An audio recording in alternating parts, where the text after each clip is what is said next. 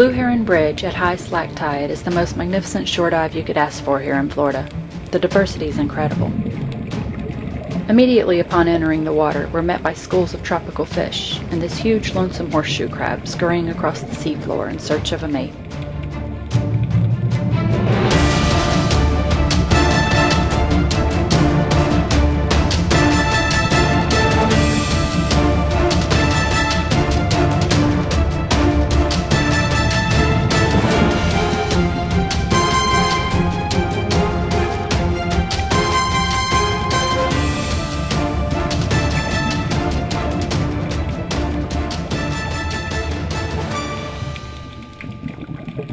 This oddly shaped guy is a filefish. There are over 100 species of this fish found in the Atlantic, Pacific, and Indian Oceans.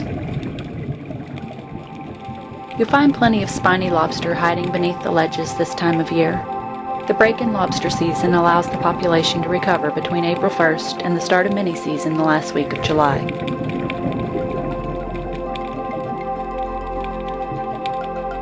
This little flounder here is called an eyed flounder. The eyed flounder is able to change his coloration within 2 to 8 seconds to closely mimic new backgrounds. At an evolutionary advantage, he's perfectly camouflaged. If he didn't move, you may never even notice him.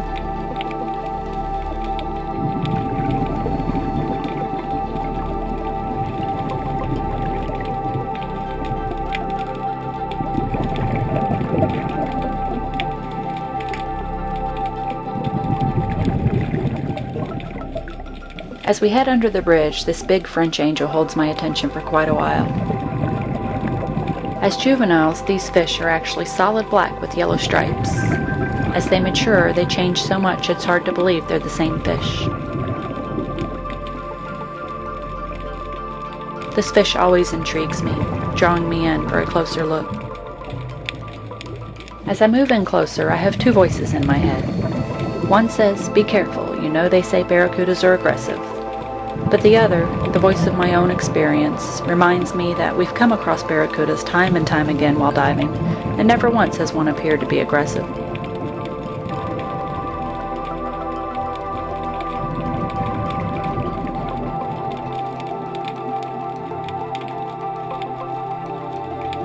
Dieter enjoys the ambiance as he watches this gray angel dart off for the sunken boat underneath the bridge.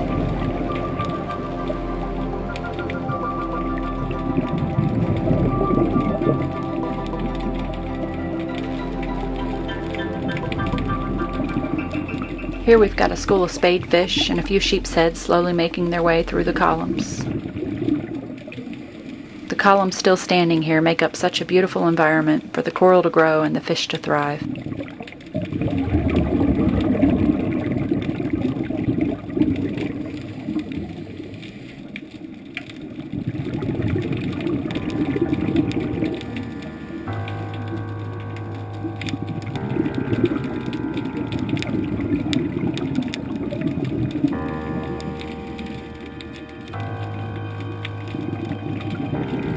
And here I am playing with a little blue crab who doesn't want to show his face.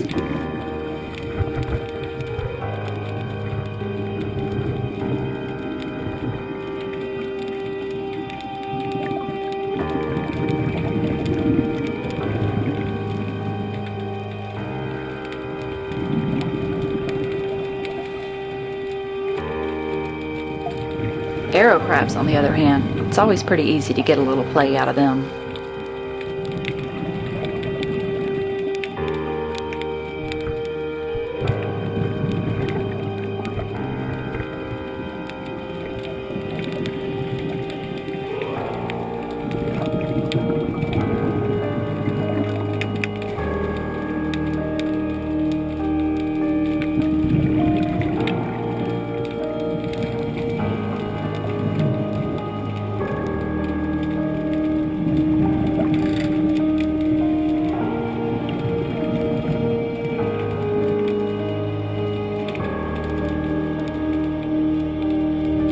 This elongated fish with huge eyes and mouth is called a blenny. There are over 830 species of blennies, all easily identifiable by the blunt heads, elongated bodies, and rounded tail fin.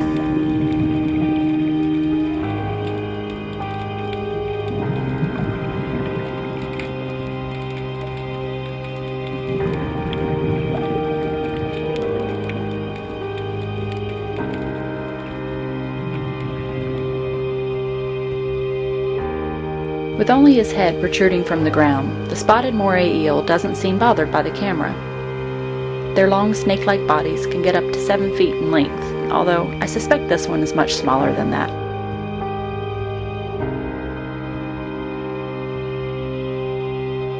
And he seems to have a protector. This is a damselfish and is one of the most aggressive fish on the coral reef. They're extremely territorial, although their territory generally only covers a very small area. They'll attack anything that gets too close, even fish much larger than them. This little guy definitely does not want me in his territory. He's letting me know that. These sergeant majors take turns cleaning their sides against the rocky surface. The sergeant major gets its name from its brightly striped sides, reminiscent of the insignia of a military sergeant major. Notice how their behavior is very similar to the damsel guarding the eel. The sergeant major is also of the damsel family and is known to be very aggressive. Here we have a young pufferfish that, when threatened, will fill his elastic stomach with water, making his body almost entirely spherical. It's his natural defense against predators.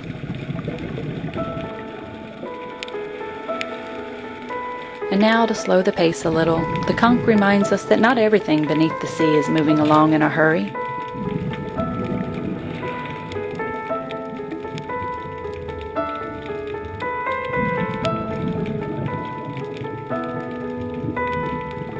Taking things one little step at a time, they're in no rush to move across the sandy bottom here.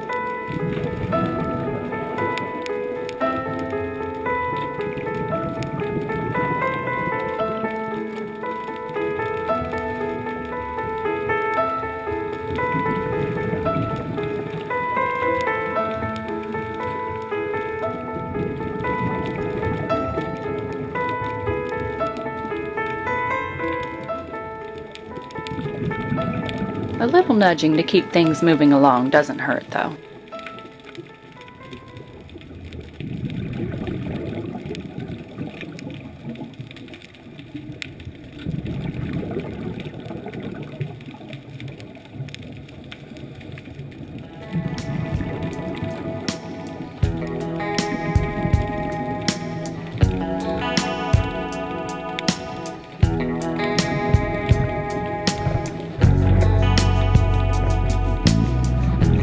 This giant hermit crab knows that he's been spotted.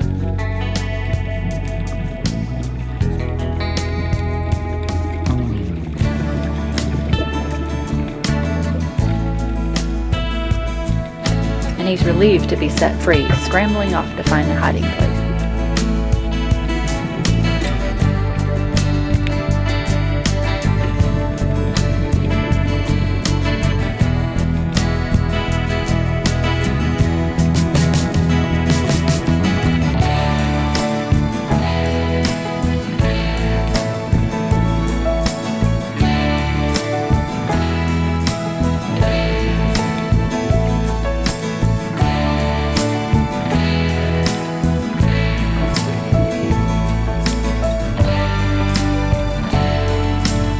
Just like that, the shift of the tide is approaching and we've reached our dive limit.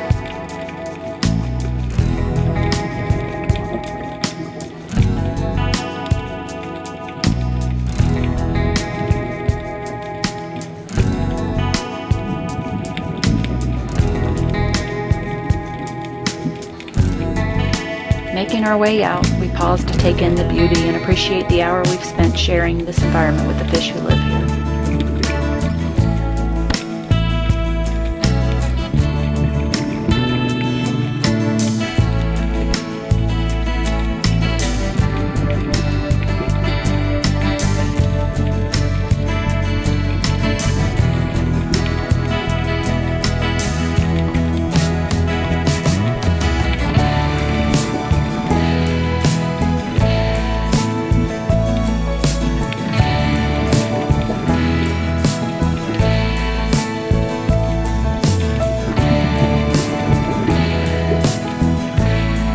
Drift along slowly with the outgoing tide.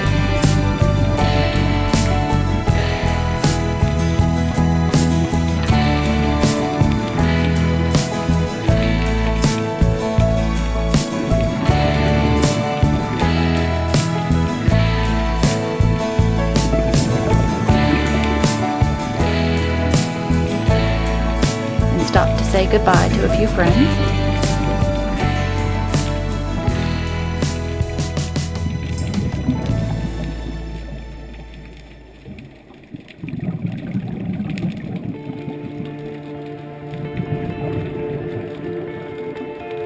See you next time, little flounder.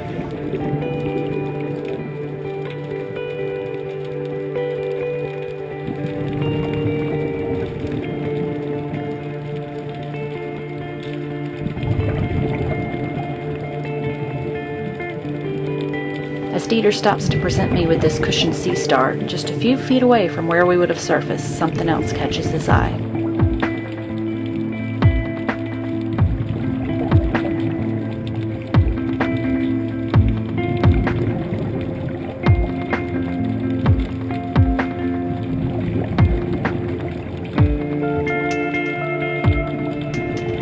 We've seen lots of small octopus, but this one seems a bit larger. An octopus has no internal or external skeleton, only a hard shell beak, so they can fit their bodies into tiny places as long as their beak fits through. He'll only show his true size as he comes out in the open, trailing his arms behind him. Their ability to camouflage themselves as he's doing now helps to defend against predators. We'll just watch him for a few moments until he's had enough. And when he has, he'll seek cover.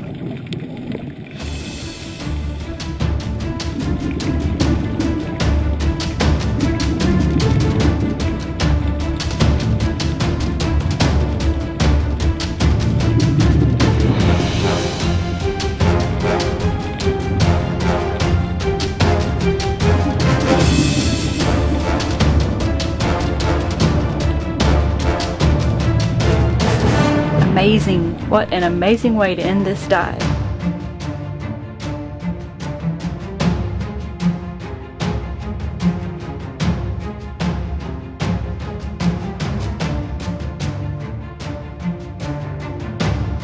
Thanks for watching. We'll see you next time on Diving and Cruising.